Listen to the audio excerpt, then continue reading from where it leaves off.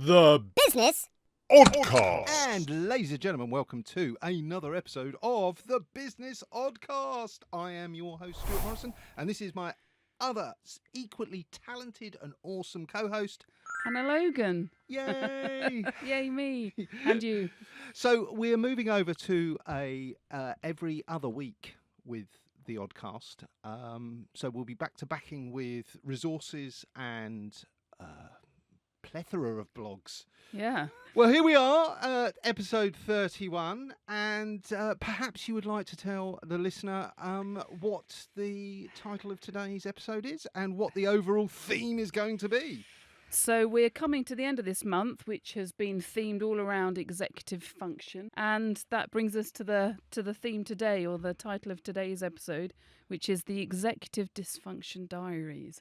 What it actually feels like. So there may be some crying, some tearing out of hair, Rocking. some gently. definite rocking, some flashbacks followed with some resuscitation. Oh, no. It's going to be a deep dive because you know what, Stu? Everybody talks, don't they? When we're on social media and stuff, everyone's talking about productivity.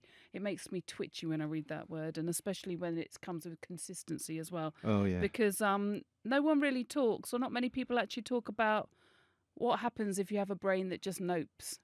Like, nope. No. Yeah, today, brain, I'm going to write this fabulous thing that's got to be in by tomorrow midday. Nope. Okay, shit, basically. So, You've got to go down this rabbit hole about hinges. that's where we are today, Hannah, Stu. We just need to learn about hinges. That's vital right now. Not that thing you're getting paid to do. Nope. So, yeah, with a nope brain, we're going to cover today how executive dysfunction isn't laziness, because I think a lot of us have had that shame haunting us. It's not a lack of ambition. It's not a lack of caring. Should just try harder. Yeah, that's the answer, Stu. It literally is. Just make an effort, Stuart. Just make an effort. It's actually what it is it's caring deeply. It's knowing what needs to happen, but still being frozen, unable to move in those moments. So actually this episode is all about the lived experience of that, the sort of internal mechanics and the emotional weight and the friction that sort of comes for people like us with getting things done. So can you just put your mind, listener, in the brain of somebody with executive dysfunction and then realise that person has to turn up every single day for a job? That's my only reaction is just laughter, because I've done, I must have said this before, but I used to work in an employed job, poor Hannah in her 20s. And some days I was on fire and people were like, oh my God, she's going to get team member of the month. And the next day I'm just like, oh, somebody sucked Hannah's brain out of her ears. And now she's just dribbling and pretending to work, but actually she's just on Facebook. So that was literally the nope version and the kind of hyper-focused, crazy, productive version. If you want a visual for what's going on inside that neurodivergent soup, imagine your computer is doing all of the background tasks and the cursor is spinning but is not responding to anything. And you know that if you try anything more, you're just going to slow it down even further and maybe even blue screen to death it. Oh my God, yes. It's so like Stu, we've both had years and years of kind of, what if I go away and come back? What if I just drink 4 coffees back to back and just burn this with caffeine? And none of them, we all have our different, we'll share some of these today. We've all created strategies that probably will help generally, but also are more personalised to ourselves. But it's difficult, and you'll have, if you are neurodivergent, you will have your own version of what this looks and feels like. So don't take this as verbatim. It's more a shared lived experience. So here we go. On that note, I'd like to talk about the intention action gap, that giant void between this is what I'm doing today and this is me actually doing it. So we can want something and still be unable to initiate it. And you can have the longest to-do list in the world. And it can be all deadline tomorrow. With a tick, tick, tick in your brain, and you're getting a sweat. The sweat's creeping up as you're like, oh my God. Yeah, sorry, I just got a little flashback there. So for many neurodivergent people, that gap between intention and execution is not, as we know already, it's not motivational. It's neurological. Oh, It's not that we're just not trying hard enough. It is the way that our brains are wired. And that gap can feel, and I'm sure we've all felt this before, can feel really confusing, but also hugely self-eroding. Because what happens when you're sitting there and you can't get it done, you're getting those little voices, aren't you? Or I certainly do. You know, why you're useless? Why can't you do it? What is wrong with you? It's not complicated, you yeah, know, because these aren't complicated tasks necessarily. So, that's not a helpful mindset to be in. hmm. Any gentleman that's ever had the effect of stress and alcohol on their body at a time of passion, and certain things, certain systems don't kick into place, and the drawbridge doesn't swing the way you want it to swing, and then suddenly it's all embarrassment and oh no, it's not you, it's me. No, It's no, that, no. it's that in your brain. It's just like you just can't get engaged with the process, and your brain is just off, you know, doing something completely different. But whatever it is, it's not what you want to be doing. I'm so close to going off on a tangent here, but I'm not going to. Don't. I'd get sued if Don't. anybody heard it. Yeah, back to. Sorry. That's The adults all in I the can room. All I can see now is a drawbridge. Adults are back in the room. Right, sorry. So, you know, this is about knowing what to do but not being able to start. It's that kind of feeling stuck, even when the urgency, you know, the water's lapping at your feet. Yeah. And it's your internal go just feels broken. It's like you're kind of trying to start the engine and it's like, you know. Yeah, it's like you're stupid engine. turning it over and it's Yeah. just not catching. I know that completely. And you get started, even if you think you're starting, you'll circle the drain, you'll push things around, you'll dip into your emails, you'll go back to your notes, whatever the task is, you kind of circle it, you box it in, you define it to the nth degree, but you just cannot get started. That is so true. And it, you know, I've had conversations in the past where you're made to feel like it's a lack of willpower, you know, if you just knuckle down. And I hate that because actually when when the switch is turned on, I'm like a dog with a bone. You know, that kind of I keep going and keep going through the kind of wee breaks and the needs to eat and the sleep and the, you know, you come to and it's like 2 a.m. I can do willpower. I know we'll at the end we do Roundup and all the rest Yeah. of it, but what do you find works to, because something changes. There's always that shift in your head where suddenly you're like, oh, now I can do it. Yeah.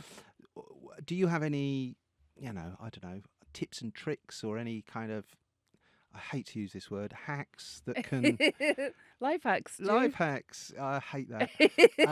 Do you have anything that you use that helps you? Because, you know, Yeah. we're adults. We know that things need to get done. In as much as you can have all the excuses in the world and all the reasons in the world, but life still needs to happen. Yeah. Especially in a business, especially with customers, paying customers, deadlines. What are your kind of, do you have anything that you can trick your brain by distracting it for a moment? What do you use? Because I've got a few things. I'm interested to hear yours first. Yeah, absolutely. So it's a bit like when my dog gets something precious in his mouth and he's like gripping it so tight that you can't get it off him. But then I can get a couple of tasty biscuits out and I'm over in a corner like, over here with the tasty biscuits.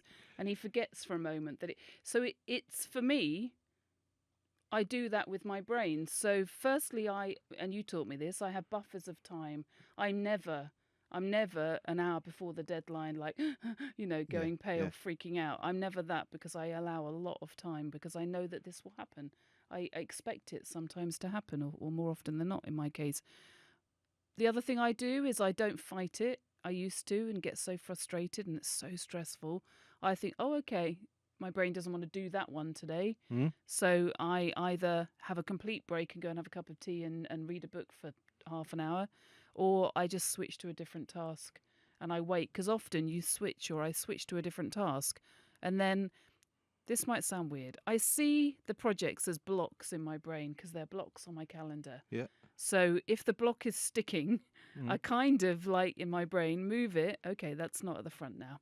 and the other one drops in, and I work on that for a bit. Mm. And then occasionally the old block will drop back in, and I'm like, oh, okay, you're ready now to write that blog. And so my brain is very good at switching quickly between tasks. Oh, right. So okay. I kind of do that, and I accept it very quickly. If I can't do it, I don't really fight it. I move it to a different point in my day or whatever. Oh, I have found that accepting your brain will not start the task and just parking it and going and doing something else, whatever that else is the key to letting my brain off the hook enough that it will go, oh, well, maybe we'll do it.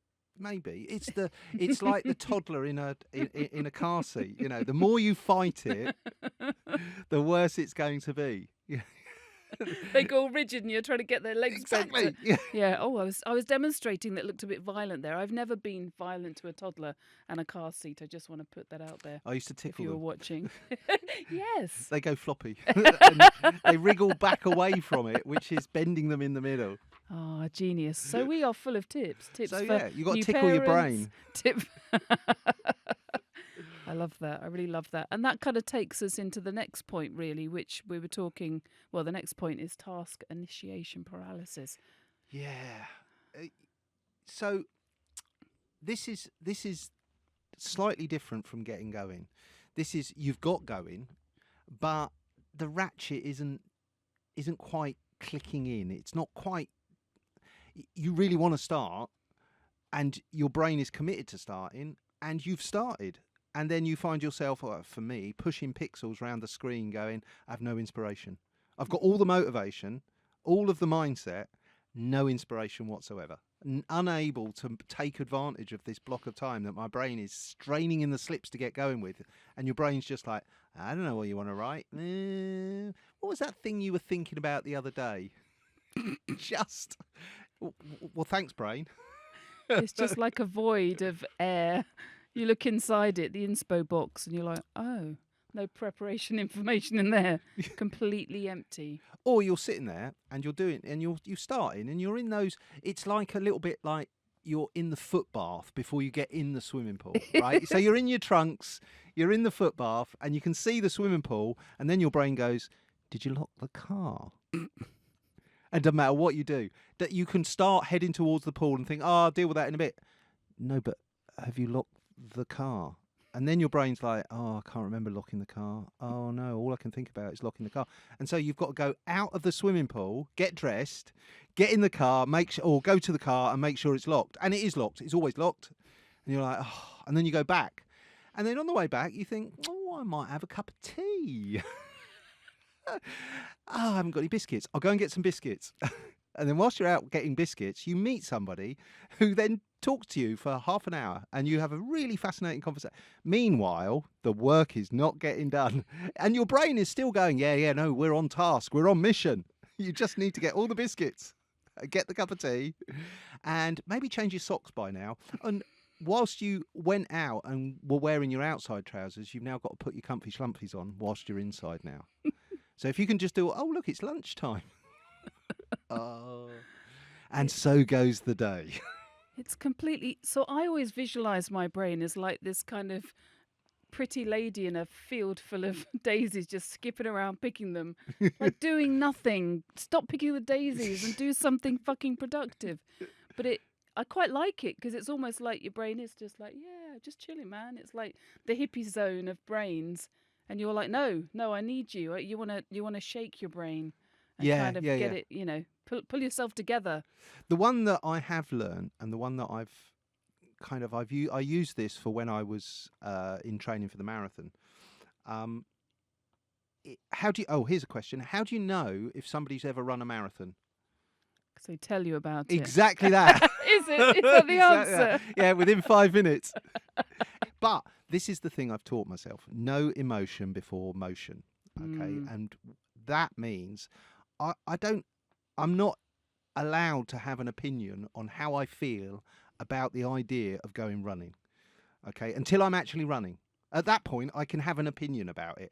But any opinion before I'm actually in my shoes out the door is counterproductive to my overall goal. And I kind of use that with the task initiation, that because when you start a task, sometimes you don't see the end of it. You can't see the end of it. It's by doing the task you work out what the resolution is, especially like with marketing or business stuff. You're solving a problem, but sometimes it's the investigation of the problem that leads you to the answer, and you need to get started. But you don't want to go towards the problem because your body's going, oh, that's fear and rejection and hate. And you remember the last time that you did something like that for a customer and they said that horrible thing afterwards, or they said nothing, which was even worse.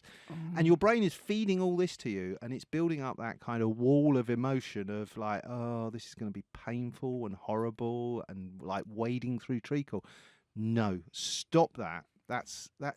It's not the catastrophizing of it. It's more like painting it in a negative shade before you get going, expecting it to go wrong.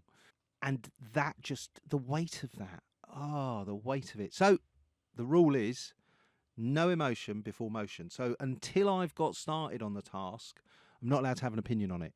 And then 9 times out of 10, by the time you've started the task, your brain has forgotten that it had a different kind of opinion, and then it gets kind of sucked into the minutiae and the detail rather than looking at the whole of it and going, oh, this is a hiding to nothing. So I love that advice because it sounds absolutely sterling. Yeah. I mean, my brain has an opinion on everything. Yep. How does one turn that? What is your strategy to, or I guess you're more able to just kind of shove it out the way? This isn't about shaming someone. This isn't about saying I can do it so you can do it. This is just imparting how I deal with this. And if it helps somebody, great, then fantastic, use it. If it doesn't, don't feel any shame that, oh, Stuart can do this. But that's not what this is about. This is just years of... So I've explained this before. I've got various voices in my head. Now, that sounds crazy. I've got them too, Stuart. You are not alone. But one of my voices is a Sgt Major. And you do not mess. You know, if the Sgt Major says you're getting out of bed and you're not going to be a whiny bitch about it, well, I have to listen to the Sergeant Major. And this isn't about being unkind to yourself. This is not about beating yourself up with 1,000 adult voices as you were growing up as a child that were always telling you off. This is the stark realisation that person, that Sergeant Major, you told him, or I told him, that there was a goal, and that goal had to be achieved at all costs. It was primary. So the whiny nuisance Stu that turns up going, I don't really want to do this. Yeah, sorry, you're in the army now. Get going. And maybe it was because I had a fairly militaristic father. He wasn't in the army, but he worked for the Ministry of Defence, and his job was all about detail and procedure and process. So you had to do things a certain way for my dad. And then I went into engineering, which is all about procedure, process, you know, because my dad was an engineer. So that kind of is the... I kind of project onto him one of my first apprentice masters because he was really good. He took no bullshit whatsoever. And I know that for the best outcomes for me, I need that. Otherwise, I will be a whiny bitch in the corner doing nothing. As you're saying this, I'm realising I do have my own version of that, actually, because there are times where I do have that. I definitely have the multiple voices in my brain. All my little friends. No, sorry, it's not like that. And I do have one that's like, okay, Hannah, you just need to crack on at this point. So yeah, actually I get that. I can completely get that. But that then brings us into the next one. So you've got started, and then it's the overwhelm of everything. Oh, it's brutal, Stuart, because everything feels equally important, right? Even if you know in your heart that it isn't. But actually the executive dysfunction removes that kind of prioritization filter because they're all lined up in a row and you're trying to work out, okay, and your brain's trying to go, well, which one's due first or which one fits my brain best today? And it's just utter chaos. And I think when everything feels urgent, it's really emotionally loud. It's like a bunch of monkeys in your brain all like, me, over and over and over again. But it's you've got to approach it like again. This is like the things that I'm revealing. I love it. So I approach it like I approach eating a meal, right? There are certain high value items on that plate that I will definitely be eating. like a roast. Let's take a roast. You're eating the roast. You're going to eat the chicken or the meat or whatever. That's all going to go. Yeah. The roast potatoes, definitely going to be eating the roast potatoes. The sprouts, I quite like sprouts, but they are sacrificial. Cut them Carrots. loose. Yeah, exactly. The carrots, I really like carrots, especially if they're nicely roasted, and parsnips, and oh my God, maple roasted parsnips. But that's the point. They're on a list, and there are high value ticket items that will get eaten. And it's like that with jobs. You know, there's the high value jobs. Like when I build a website, I love doing the design bit. I hate writing the spec. So I'll get the spec written before I do the design, because then I get the spec done and I've got all the time to do the design, put on a bit of music, get the atmosphere right, maybe light a joss stick, just get the, just like set the mood and just have a bit of loud music on and get my brain going. I like that. But that works for me. But I get it, if everything has the same value, how do you know which bit, there are certain processes that start at a certain point, but what do you use? So there is that difficulty of kind of what comes first, and I can get stalled in that. I think a lot of us do, and we can relate to that. But for me, often, actually, a bit like what you've just said, really, if I'm really frozen and I know that I need to, and I've got my own version of the Sgt Major in the back of my brain, like, Hannah, just fucking do something, then I think, this is true, I think, which client's going to be the most pissed off if I miss a deadline? Because actually, if I have a pissed off client, I can go into proper shutdown. The RSD kicks in, and I'm useless to everybody. So, and I'm lucky enough that none of my clients would ever get pissed off with me even pushing a deadline at all, because they're not like that, because I pick my customers wisely. But I kind of think, okay, which one would matter the most if it slipped a bit deadline wise, or like you just said, isn't there that thing about eating the frog?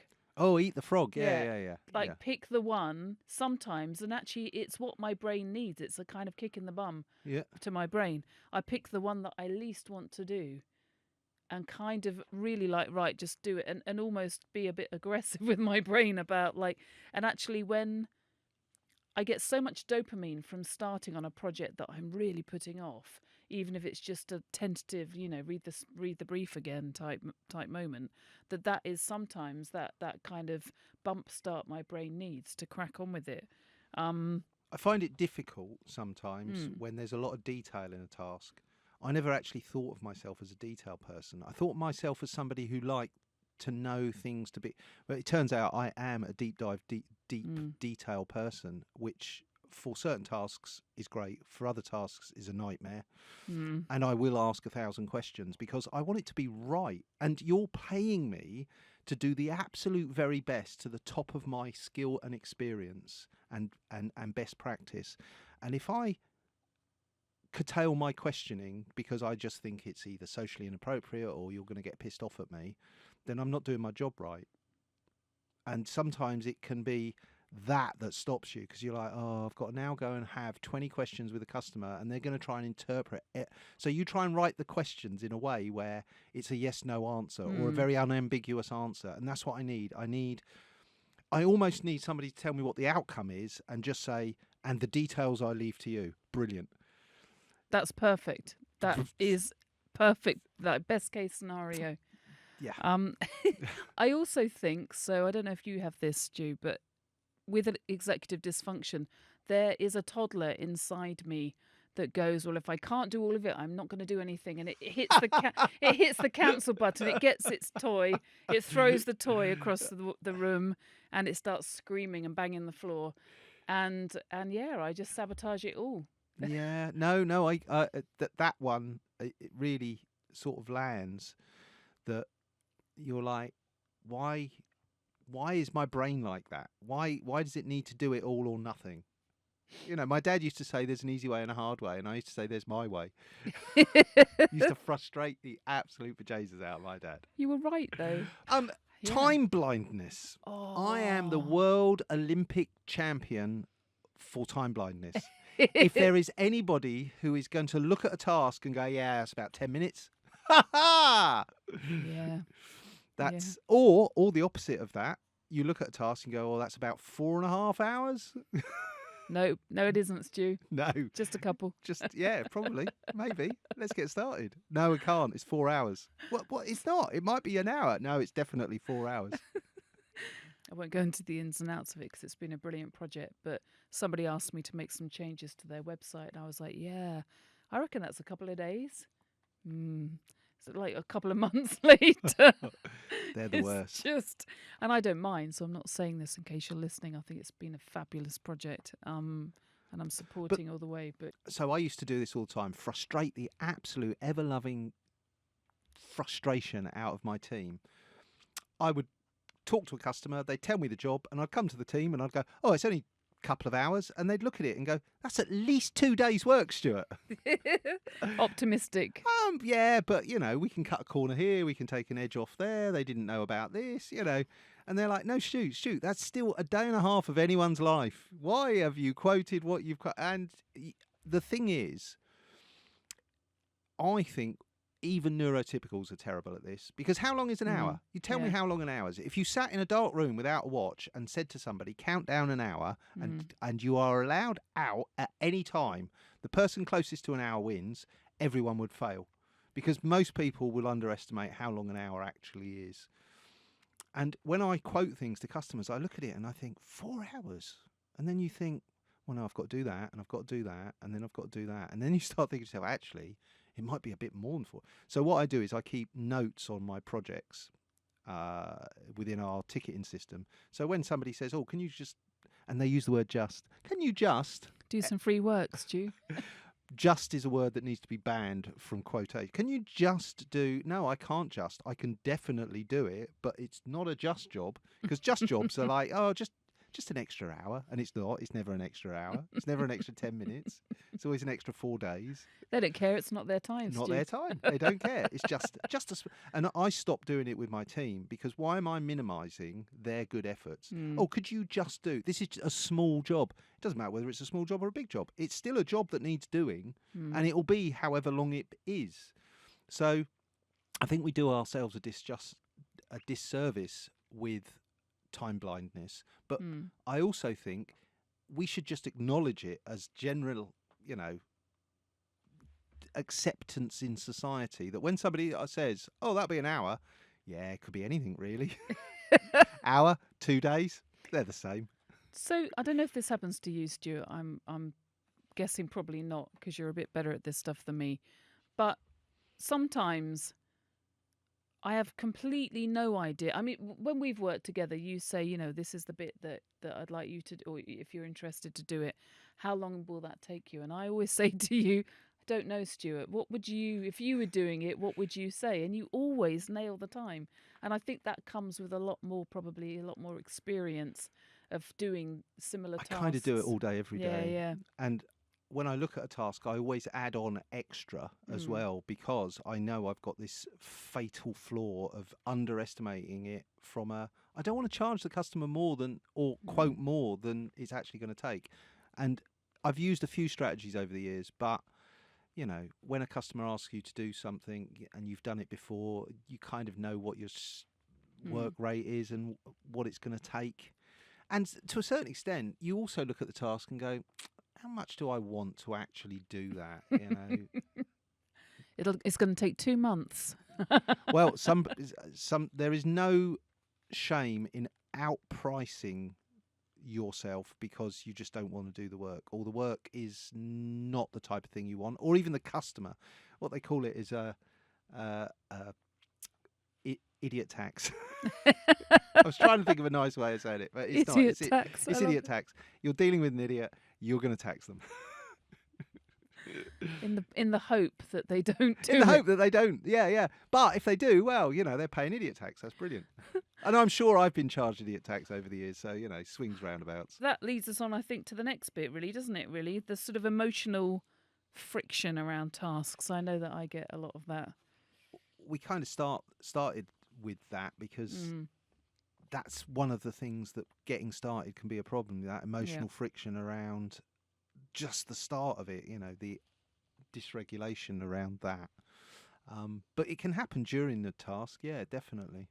Yeah, absolutely. And it's a kind of, it carries that emotional weight. For me, there's a real battle between boredom, because some stuff I've committed to, but it bores the living daylights out of me. And I know it's a job that I could do with my eyeballs shut, and yet it doesn't give me that sweet, sweet dopamine that I need. And then perfectionism, which we've touched on already. But the mix of boredom and perfectionism is brutal, because part of my brain's like, you're gonna mess it up, Hannah. It's gonna be shit. And then the other part of my brain is like, I don't care because it's so boring. Just do it badly and get over it. Get on with it. Do it badly and get done. That's Just our crack advice. on with it. And the reality is, and I really believe this. I hope it's not too bold a statement. My version of shit is generally pretty average to good. Yeah. Because my perfectionism dial, and it's a curse. So I'm not selling it as anything better than that. It's a painful thing to live with, especially when I'm working and stuff. If you could switch it off, it would be great. Oh but my you God, can't. because sometimes I remember once writing a blog for a client, and it was a client through another client. And in the end, and it was taking me forever, and I actually missed the deadline. And the person I was directly working with just said, Hannah, I don't understand what you're doing.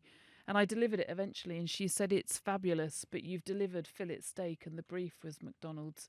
And you spent over your time, which means you're not getting paid for all your time, and you've created a perfect blog where actually they just wanted an SEO keyword stuffed crap blog, really, But which I refuse to do, by the way. Yeah, but partly surely that's personal and professional standards as well. Yeah. You know, there's a certain standard below which you will not go. And don't if wanna somebody do comes crap. to you for McDonald's, they came to the wrong place. Yeah, I'm not a fast food outlet. No, but you see, that's why you charge accordingly. You know, if they want fast food, charge them fast food prices. But if you want fillet steak from a 3-star Michelin chef, that's what you're going to get. that's the end of the market I want to be in. No, because let's. All right, I'm going to give some business guidance here. Things that I have learned the absolute hard way.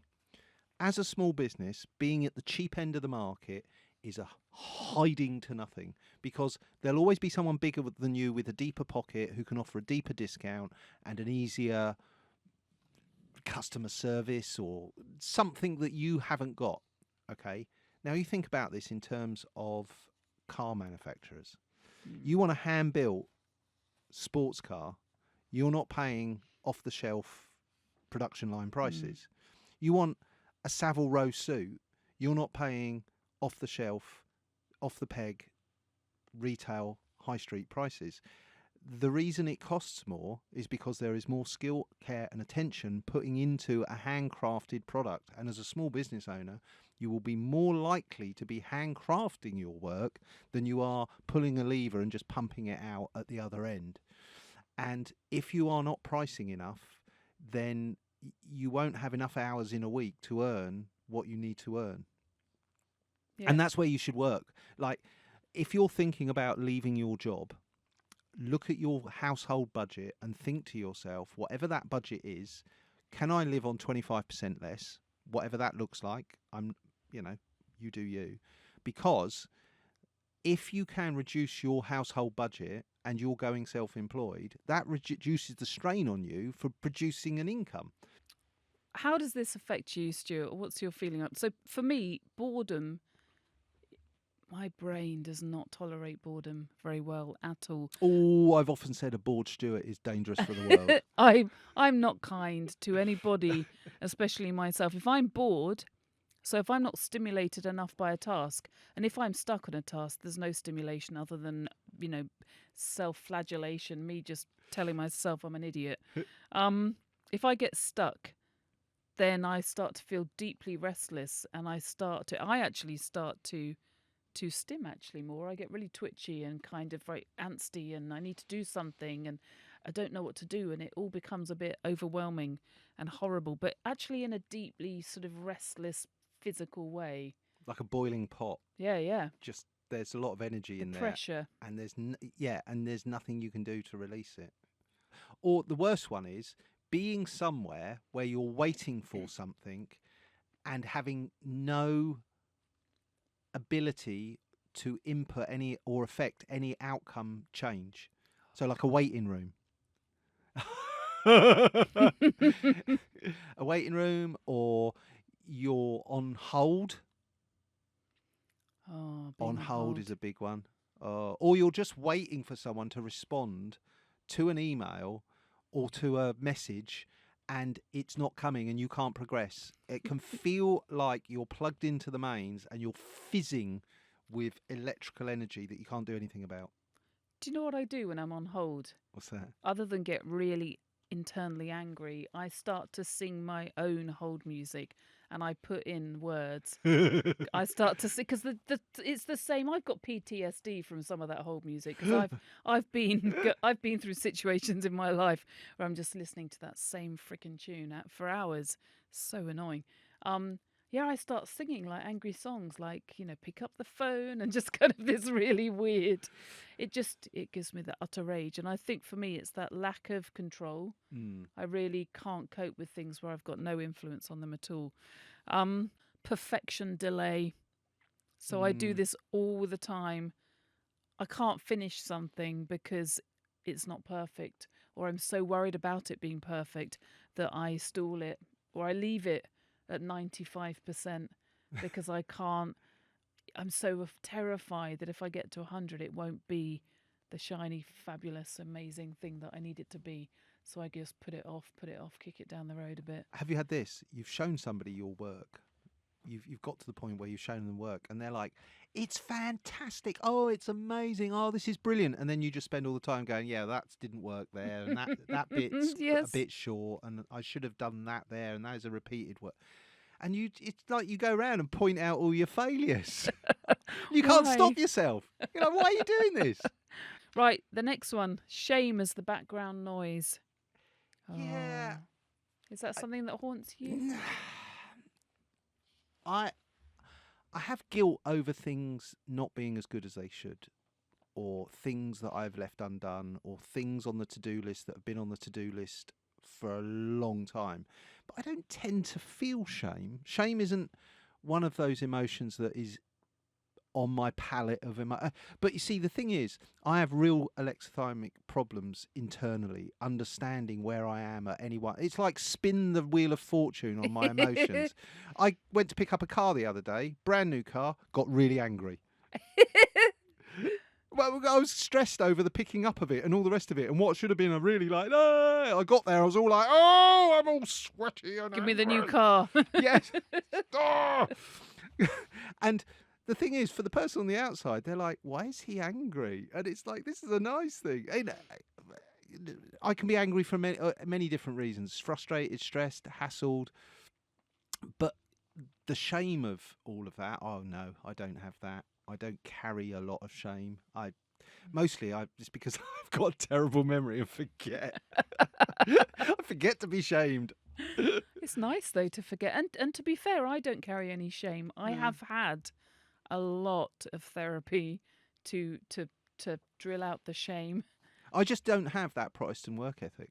There's a lot of shame in and around that kind of like, you have to work and work hard, or you don't work hard. There's a lot of that, especially in the hustle culture. It's baked in that, oh, well, you didn't do an extra hour on a Saturday morning at 6 a.m. Why? It's like, because I'm not an idiot. Because I'm not a robot. I've got a solution to this. Yeah. I've got a solution to every single personal problem that you have right now. Ooh. I can solve it with one action, right? Yeah. Okay. And you're going to expect something. You're going to expect something big, aren't you? You're going to something violent. It feels like it might be something violent. No. This is so easy. Right. On a clear night, go out in the garden, or go out somewhere where it's dark, and look up and look at the stars and think to yourself, those stars are going to be there for billions of years after I have been forgotten about, and put all of your problems in context. Like, we are monkeys on a ball of rock hurtling through space. We are space ghosts in meat suits. My meat suit needs a bit of tidying up. My meat suit needs a trim, yeah. So what is the cost? I know what the answer to this is. The cost of forcing it, so pushing through on executive dysfunction. So it can work. It can work, but it's a temporary fix. I mean, my dissertation was very successful and driven by days of no sleep and lots of caffeine, and at some points lots of beer as well. So it did work as a temporary solution, but it is not a strategy.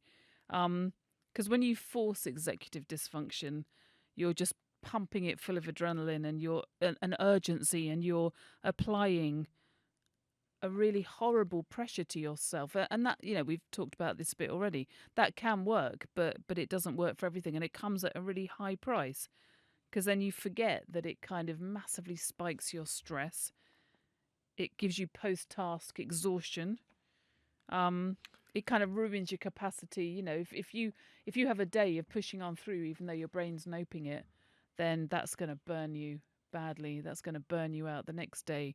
Your brain is no good for anything more than toasting crumpets, eating them maybe. This is what really annoys me, is you go the extra mile, you put the extra effort in, you wring yourself out to a nub to give the person the very best, usually better than they've asked for, as we've looked at.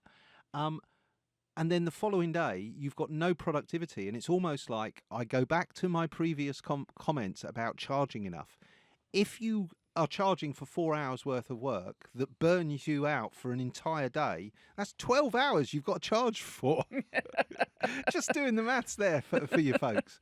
And don't beat yourself up and be guilty, because your instrument, your brain, requires that.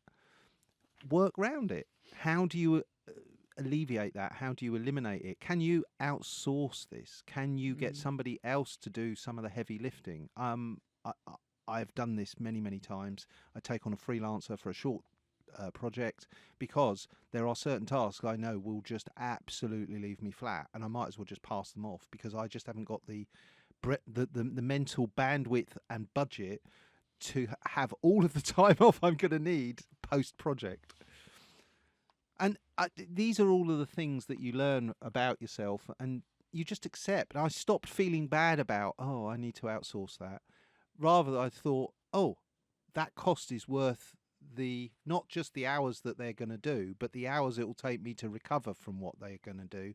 And it makes it so much cheaper. And of course, you retain better functionality, better regulation, better everything, because you're not running. It's like you can run a marathon, you can get there, but if you tried to do that every day, how long before most mortal people's bodies would start falling apart? And it's like that with your brain. You can do it once, and the next day you might have a bit of a brownout. You try and do it again, well, that leads to overwhelm, and then there's burnout, and then all of that can take months to unwind. So be kinder to yourself is basically the message. Yeah, that's a very important message. And I think that brings us into the cost of forcing it as well. The cost of forcing that forward and making you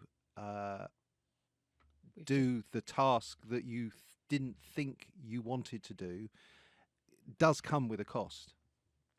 Don't think that it's today I'll do it because I'm feeling upbeat. That can lead to bad places, because you get away with it, and there is that cost that is unseen. It's almost like in business there's this concept of technical debt. In other words, you can ignore upgrading, you can ignore certain things that you're not going to buy, but at some point that will come back to bite you, and you will have to spend even more money to move the goalposts to where it needs to be going forward. And that technical debt is very similar to neurodivergent burnout debt. It will build up, and at some point will come for you. And that moves us into the aftermath of completion. Do you ever get this, right? And this happens to me all the time. I've loved a task so much. I've loved a job, a project, or whatever. And you've been on it and you've loved it. And it's almost like you're mourning it when it's no longer there. It's like, I really just want another one of those projects, please. Yeah, those sweet, sweet projects that just flow through your brain. You don't get any task paralysis. They're like nurturing. I often think that business is one of the hardest things that a person can choose to do, but one of the most freeing things. because you do get to find out who you really are and what you'll put up with. And you have to take those audits of, why didn't I like working on that? That was a job that I should have been ideally suited for, but the customer made it da da da da da. That's the time where you should keep a document of red flags, the things that have not been what you wanted them to be for whatever reason. And there's no shame, guilt, or bad feeling to be had, because look, I didn't like his brusque manner. Great. If you're talking to someone and they're asking for a quote and you feel like they're talking over you, put the idiot tax on it. The point to it is, you get to choose who you work with. And yes, there's a financial imperative, but that's why you should be choosing very carefully and have a filter in place, because not all money comes with the same energy. And if you're having to work twice as hard mentally and build in time off and buffer days, then you're not working at your most efficient.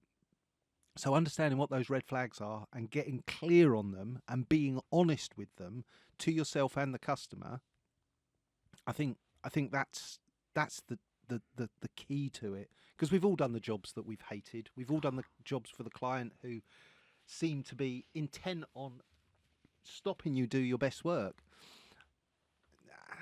I rarely encounter them anymore because I give them the benefit of my opinion. Do you know what the biggest red flag is for me, Stuart? What's that? The clients that know more than I do about what I do.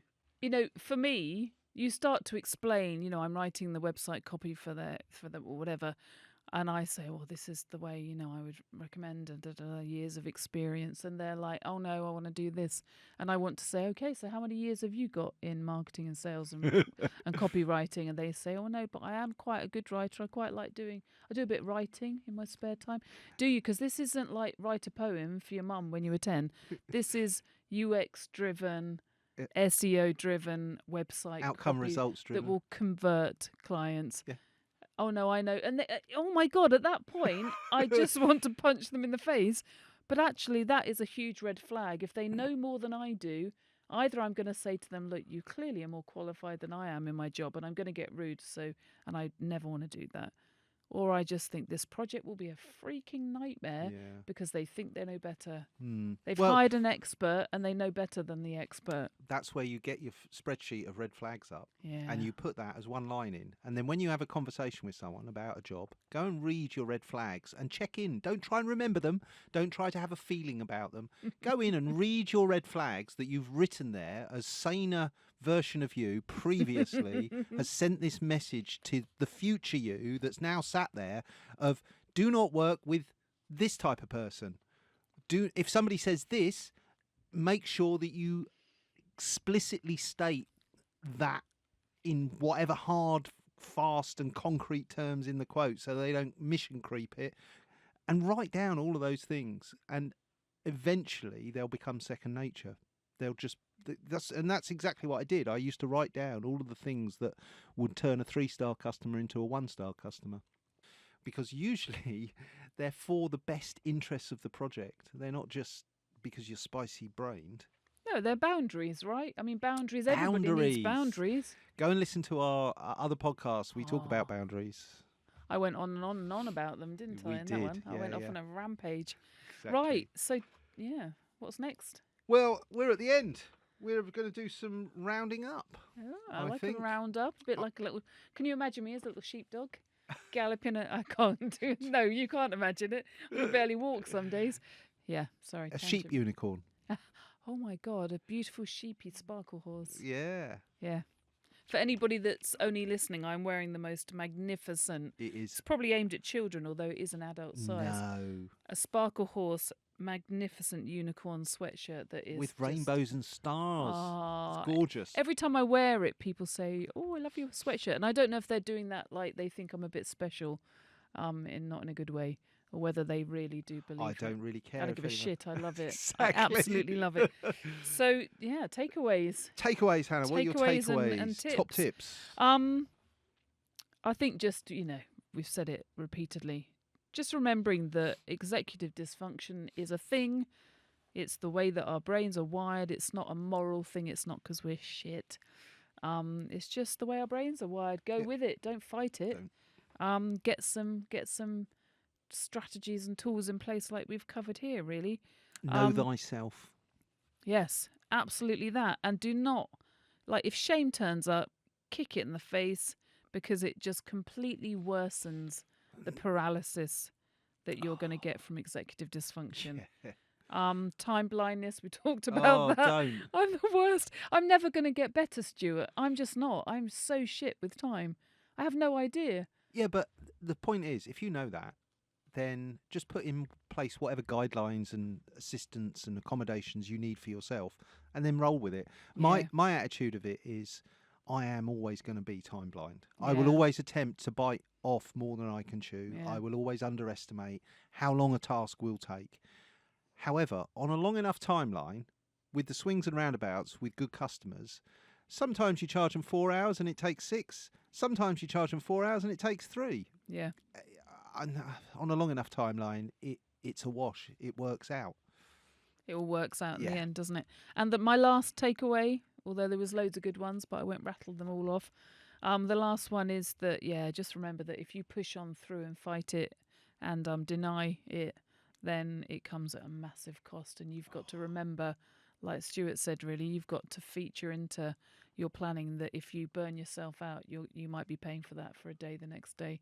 Or longer. Yeah, depends or on, longer. It depends on when that burnout comes. If it comes on Yeah. top of other burnouts. Yeah, oof. then you've taken yourself down. Yeah. At that point, you're like out the race, limping. Your job is to get through every project and out the other side with as much energy intact and not scramble your brain for too long.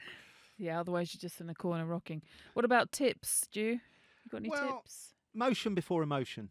Yeah. How you feel about something should be immaterial to whether or not you start something. And I can say that, and I know there are going to be people throwing stuff at their device or screaming at me. And it's not that it's easy. That's the point. It's not that it's easy. It's that there's a little bit of self-love almost, that it's for the best. It's that toddler and adult scenario that I've mentioned before, the AUDHD, the autist is the adult, always dragging the ADHD toddler to the table and saying, you've got to do your colouring in, don't go over the lines. And of course, when you get to the table, there's way too many crayons and some of them are broken, and you try and line them up, and just going through my infant school trauma. Yes, I'm getting flashbacks. Cheers for that, Stu. So yeah, motion before emotion. If you can't start a task, boil it down to the simplest outcome. Like, what is the least resistance outcome I need for this task to be complete? Or what's the smallest bit of this task that I can start, whether it's just gathering up one invoice or color coding a tab or sending or starting to write. You don't even have to send the email. I'll just make some notes. Anything which can just melt that task paralysis is gonna be a useful thing. If you're feeling overwhelmed about what's in front of you and you don't know where to get started, just pick one. Pick the nicest one. Pick the one that shines at you, that sparkles at you, that shouts your name. Go and do that, because at the very least, it will distract you from all of the other stuff that you've got to do. But it will reduce the overwhelm. This is what it is. And I've talked about the endless to-do list with my daughter. It's endless, the to-do list that have even this weekend, where I had an enforced rest day on the Sunday, I literally sat down and watched telly for 8 hours straight, which is completely unlike me. And I just had to do it because I just knew that on the basis of all of the emotional energy, the physical energy, and the fact that I was just getting over a cold, if I was to just plough on with my plans and go start working on my to-do list, I would not have been well this week. I would have elongated the cold. I would have probably fried my brain a bit, so this wouldn't have happened, this recording. And so I think if you do have that feeling of overwhelm, take a moment, go and walk around the block, come back, make a cup of tea, sit down and have a think about which is the task you're going to just fly through, and go and do that. Be kind to yourself. I've tried this in the past. Visible time reminders, clocks and alarms. I still use alarms and my diary to tell me to, kick on. Sometimes, like that time blindness, you've been writing an email and suddenly you go, I've been writing this email for an hour. An hour writing a single email. What you like? Get it done. And when you finish something, have a little celebrate. Yeah, I always have a chocky bar. Ah, yeah, my 4 a.m. My 4 a.m. My 4 p.m. I like a 4 a.m. 4 jockey a.m. bar. chocky bar. Is that why you're so large, Stuart? No, that's why I run marathons. It's 4 a.m. snacking. And yeah, eat the frog. Do the hard task sometimes. Come in first thing on a Monday, do that really hard task. Because guess what? The rest of the week, you don't have to carry that around in your brain. And sometimes just setting the load down can just feel like the rest of the world and all the other tasks are so much easier. So acknowledge your own internal landscape, work with it, and don't feel any shame if you have to put something down halfway through because stress, overwhelm, whatever. But try no emotion before you get started and do the hard thing first and see if it works for you. Nice. And that's it, really. Those are the sort of things that I use, and I don't say that I'm perfect at any of this. Don't think I am a shiny. I've often said, do not use me in this example as a life to lead because it is chaos. Stuart, I just want to put it out there that we got a testimonial the other day, or a very lovely comment to me, and it described you, Stu, and it wasn't me, as a guru. And I would say you are actually completely freaking magnificent at the fact that the way that your brain works, it's incredible. It's not to say you don't go through the shit bits, but actually you just come up with processes you just have that ability to kind of, okay, that didn't work. And you create, it's the engineer in you. You create these kind of tools, and you've got so many really good bits of advice on this stuff. Well, thank you for that. I will acknowledge. Thank you. Appreciate She loves you, it. I think. If you're out there and you're feeling like you're struggling and you're alone, get in touch. Please get in touch. We're here to help. We do this almost as a public service. Yeah, absolutely. But because we love it so much. We want to be radio-free, neurodivergent. If you are out there and you're struggling and you are alone, don't be. Reach out, get in touch, send us an email. It's very easy to get in touch with us. All of our contact details are on our website, and our websites will be, when yours is linked at the launch, will be linked from the Business Oddcast. So there's no excuse. If you want to be in touch and you want to hear your opinions expressed here, we're more than happy to either have you on as a guest or read out your comments. So do let us know anything you're thinking, and if it's coherent and family friendly. Ish, yeah. It doesn't need to be too. It doesn't need to be too PG. I mean, just don't send us a long diatribe full of swear words about us. Yeah. Please don't be mean to me because the RSD is brutal. And I will respond, and you may. I'll just set Stuart on you. you may learn a word or two. Right. So that's us. Another Oddcast. Don't forget to like, share, and subscribe. Like we said, get in touch. Do all those wonderful things. Click on the various buttons. Do the various things. Love to hear from you. Love a comment. Anything? Any last words, Hannah? So next week we've got, following on from this topic, we've got a fabulous blog. If you want to get yourself a cup of tea, a handful of biscuits, don't be mean. Don't just have one. No. And we are talking about working with your brain, not against it. Ooh, so it's a good one. It's basically a cheat sheet for your brain is like noping, and you're like, it, brain. Wake the fuck up, brain. You're in my head and I'm the boss of you. And this is a blog about how to work with it. Actually, I didn't really sound like I was working with it. I sounded like I was shouting at it. But yeah, working with it, it's much easier. Yes. Don't fight it. Yeah. So that's next week. Oh, fantastic. That fits in perfectly, because if you're suffering from executive dysfunction and unable to get the task started, that should hopefully give you some further tips and insights as to how to get past all of that. Yeah, we've got you. We've got your back. We have. So that's another Oddcast over and done with. Thank you very much for listening, ladies and gentlemen, and anybody of any stripe, who wants to be in touch, please do so. We look forward to hearing from you. Do it. Like and share. We love you. All the very best. Bye-bye.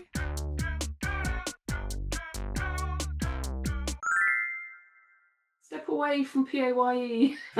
Don't do it.